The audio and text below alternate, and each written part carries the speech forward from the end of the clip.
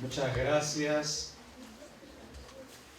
distinguidos miembros de la mesa de honor, maestros sanmarquinos, embajador Óscar Maurto de Romaña, ex canciller de la República,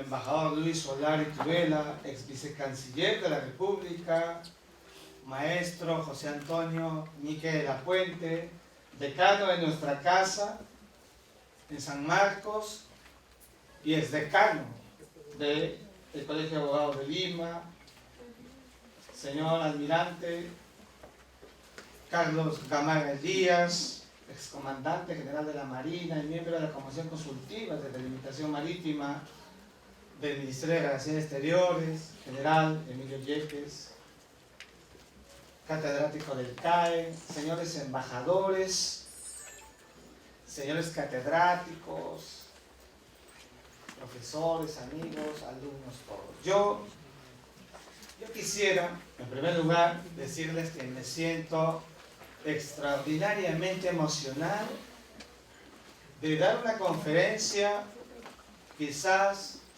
después de 3 años y medio, en el mismo tema en mi casa, en la Universidad Nacional Mayor de San Marcos. Este auditorio en el pasado lo vimos construir y los sanmarquinos tenemos dentro una sangre que donde estamos evocamos e invocamos e imploramos la majestad de San Marcos. Por cierto, esa es la razón sensitiva que me hace estar aquí entre ustedes. Y mis primeras palabras son de agradecimiento a las figuras, fíjense lo que digo, las figuras del derecho internacional y de la diplomacia que me acompañan en la oportunidad de la disertación que voy a hacer sobre la delimitación marítima. Aquí sepan ustedes que en la mesa se encuentran protagonistas del proceso que llevó al Perú en el 2008 a incoar ante la Corte la necesidad de que se arregle el problema pendiente con Chile. Y por eso me siento extraordinariamente agradecido de que hayan aceptado la invitación de la universidad, de los alumnos y de quien habla, para que nos acompañen en esta noche, repito, extraordinariamente sensible y emotiva para quien habla.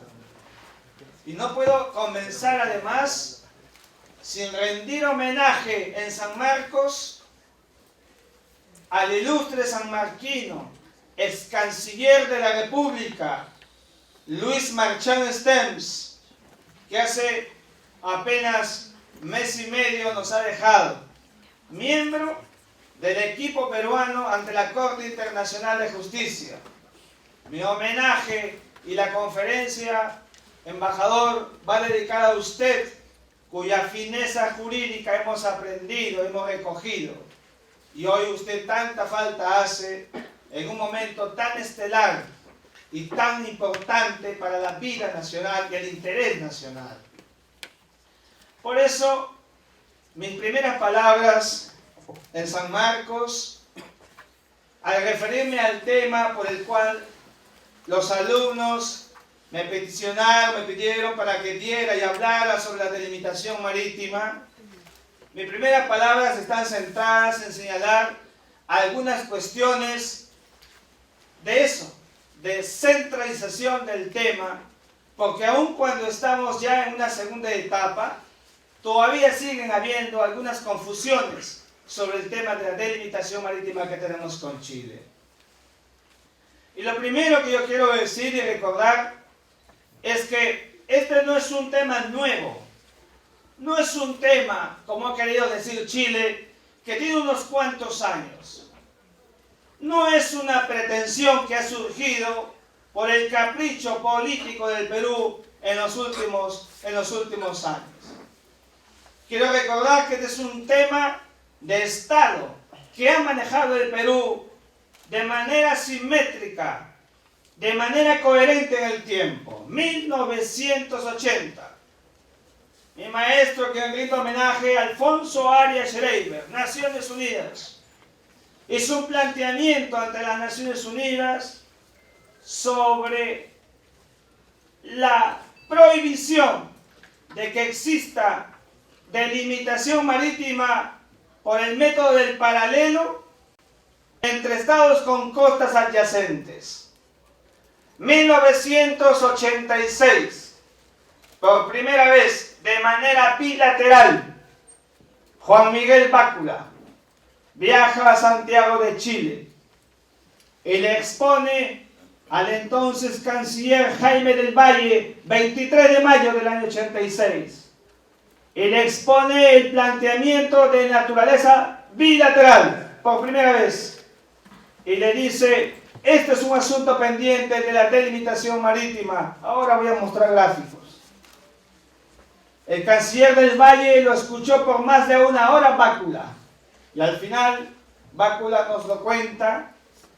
Jaime del Valle le dice: embajador Bácula, todo lo que usted me acaba de decir, póngamelo por escrito. Bácula se va inmediatamente a la embajada que presidía justamente Luis Marchand Stems, y en ese momento redacta el famoso memorándum Bácula, que pasa a la historia como el planteamiento inicial de naturaleza bilateral del problema. ¿Cuál fue la respuesta de Chile? El silencio. Chile no dijo nada en el 80, no dijo nada en el 86. Pasan los años. El Perú debe preparar una estrategia con cara a decirle al mundo que este es un asunto pendiente. Y surge, he aquí el primer protagonismo de la historia. Aquí está con nosotros el embajador Luis Solari Tudela. El planteamiento se encuentra cuando se descubre que se puede buscar en un mecanismo de naturaleza hemisférica, un instrumento bilateral, multilateral. 30 de abril de 1948, el Pacto de Bogotá. Luis Solari Tudela descubre, y él nos podrá contar cómo, este instrumento que grafica ipso iure la posibilidad de que el Perú pudiera demandar a Chile ante la Corte Internacional de Justicia. En ese entonces no había nada que vinculara a Chile con la Haya, no había forma, pero ese instrumento firmado en Bogotá, en su artículo 31 sellaba automáticamente que cualquier problema de naturaleza jurídica sea resuelto por la Corte Internacional de Justicia. El Perú en el 2004, 19 de julio, hace el planteamiento a la entonces canciller Soledad Alvear. Era canciller del Perú Manuel Rodríguez Cuadros. Se envía el planteamiento: 60 días, negociemos, donde ustedes quieran, Santiago, Lima o cualquier otro lugar. La respuesta de Chile no llegó al día siguiente ni al mes siguiente. 10 de septiembre del 2004 llega a los teletipos de la Cancillería la respuesta diplomática de Soledad Alvear. Y en ese momento, cuando llega la respuesta, Soledad Alvear dice una cosa como esta: canciller peruano, etc. Le quiero recordar que para Chile no hay ningún problema y que todo fue resuelto hace más de 50 años. Por tanto, no hay nada de qué negociar, no hay nada de qué discutir. La respuesta de Chile era atípica en la conducta de la diplomacia y de la política exterior chilena. Habían habido en el camino documentos, memorándum, habían habido en el camino, pero esta era una nota diplomática de la canciller Soledad Alvear. La canciller Alvear, que era la candidata natural a la presidencia de Chile, fue pasada al ocaso por contestar al Perú, porque lo que había hecho era sustanciar la controversia de conformidad con el fallo de Mavromantis de 1924. En ese fallo, entonces no era la Corte Internacional de Justicia, era la Corte Permanente de Justicia Internacional, emanada de la Liga de las Naciones o Sociedad de Naciones.